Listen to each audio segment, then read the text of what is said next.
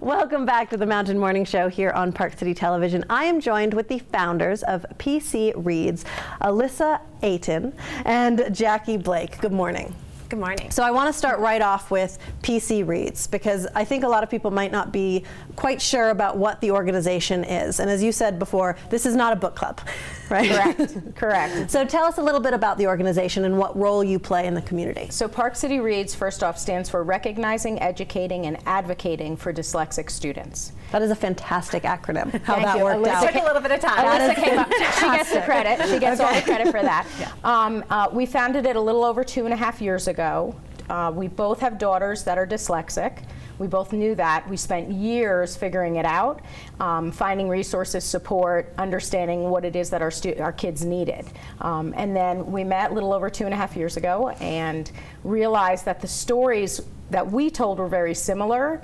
And then as we started meeting with other families, their stories were very similar. And we said, you know what? Let's not reinvent the wheel. Let's get something together, make sure we have this information so that parents don't have to search like crazy like we did for years, kind of beat your head against the wall. Absolutely. And it's funny, we didn't actually know each other. A local tutor pretty much put us in touch with each other. I was looking to get a group going to share the resources that I had developed and for a support network, really. And Jackie came to that meeting, and we had about 8 moms around a kitchen table, and now, you know, our emails reach over 200. Our Facebook page has over 200 people. Never underestimate the power of moms around a kitchen table. But it really took 2 of us and the passion that we both have to make this work. So PC Reads really supports the students struggling with dyslexia, but also their extended family, because it's really a team effort to get these kids to feel comfortable, to regain their self-confidence, and to really assimilate into more of a traditional school setting. Yeah, very often, unfortunately, a parent sees their child struggling to learn to read, obviously doesn't know what it is or why,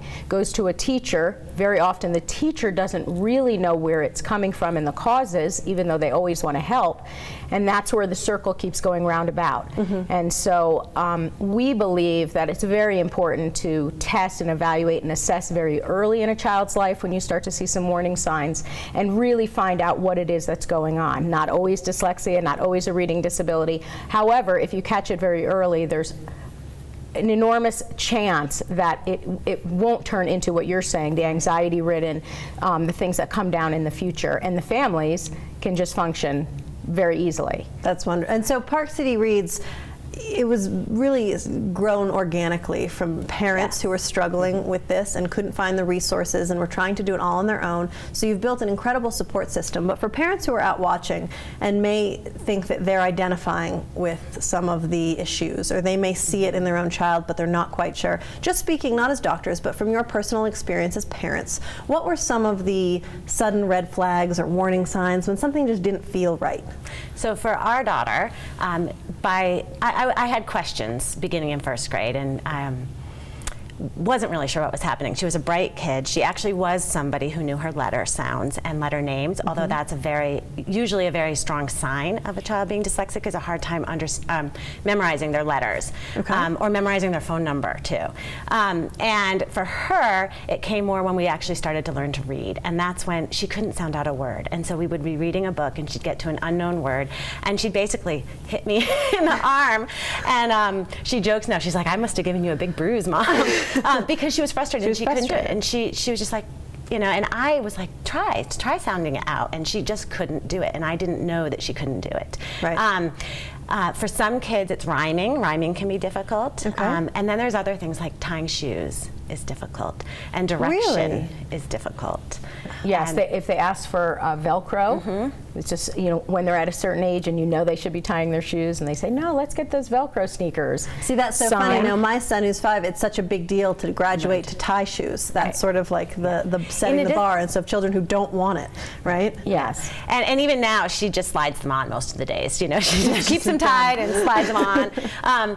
And telling time, being able to tell time on an analog clock is very difficult, and a lot of that stems from a directionality issue, left and right, and quarter of and quarter Interesting. after. Being able Up, down, open, closed, in, out, all the directionals. And so sometimes they'll misuse a word.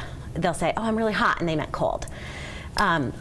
And when they're reading, they'll also skip easy words, and they will substitute. If it is a more difficult word, they'll often substitute a word that it actually makes sense, because typically they have a strong vocabulary still at that point because they've been learning auditorily. Right. And so they'll substitute in a word, and you'll just think, oh, they're really smart. They're really reading fast, and they just use their vocabulary. They're just memorizing and right. using vocabulary. Yeah. And I think it's so interesting because from sort of a layman's perspective, you always hear dyslexia and you think it's just strictly reversing words or reversing letters. But to hear it's about directional, even telling time with a clock, it's phone numbers, it's tying shoes, that there's so much, it's just a completely different part of their brain. Right. And what's really interesting for so many of the kids is that they figure out very early on how to mask it. So they figure out, my daughter has a scar in her left hand, that's how she knows left and right.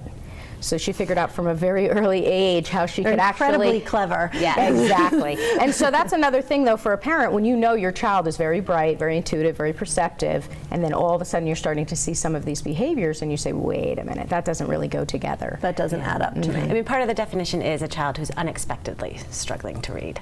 So it was an unexpected stumbling block in their schooling.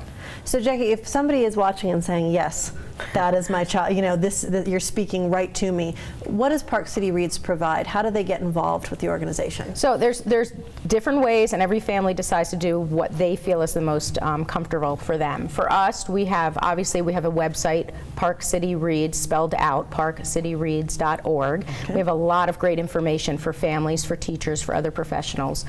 We have a resource list. We ask people to contact us for that, so we could provide that whether by email or whether by phone call, to call us. And that has tutors, that has neuropsychologists to do testing, that has local other resources that are around here that we have found. And we do monthly support group meetings, which we do a topic every month. So hopefully it's something that's timely and interesting for somebody who's thinking or already knows. And then the conversation is very organic at those meetings because it depends on what someone feels like discussing. Sure. At that point. We have a lot of connections with the school district now. We work very heavily with them, so we feel very good about who we know they can reach out to and for assistance within the district as well. And Elissa and I are both certified dyslexia advocates through the Dyslexia Institute, and at this time, we provide our services for free. We will meet with any parent at any convenient time to talk about something, because each family is different. Each child is different, and where they are in their journey is different. What resources they may need may be different. So it's a one-on-one with us. Because and then identifying we move from dyslexia at 5 is very different than maybe somebody in middle school, or unfortunately someone that has made it almost to high school. That's right. It's different, but it can be done starting from kindergarten on. Yeah.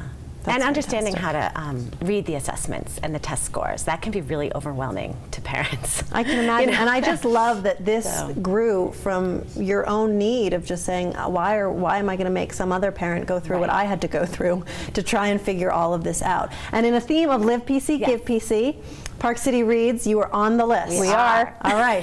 So if you like what you have heard, and forget if you have your own child that may be identified as potentially dyslexic, but also just wanting to support a group of I love this, moms around a kitchen table that decided to take matters into their own hand and support the literacy of these students in Park City. I just can't think of a more worthy organization to donate to. Thank you. All right, Elissa, Jackie, thank you so much, and I wish you continued success with Park City Reads. Thanks a lot. Thank you very much. All right, this is the Mountain Morning Show. We're going to take a quick break. We'll be back with the Ogden Nature Center right after this.